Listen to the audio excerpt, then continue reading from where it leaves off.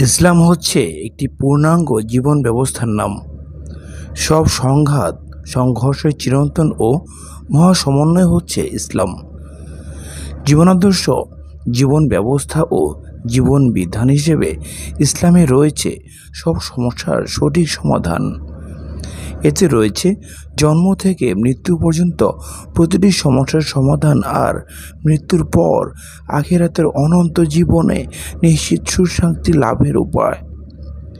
ইসলাম মানুষের চলার পথে সন্ধানদাতা, উন্নত, সুখী ও সমৃদ্ধশালী জীবন এবং মহান রাব্বুল আলামিনের সন্তুষ্টি অর্জন তথা মানব জীবনের চরম লক্ষ্য হাসিলের একমাত্র পন্থা।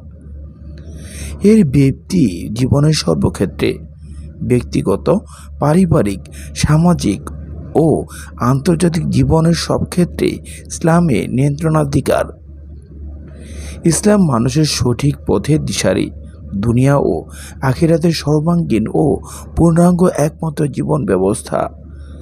আল্লাহ তাআলা কুরআনুল কারিমে একাধিক স্থানে এই বক্তব্য তুলে ধরেছেন।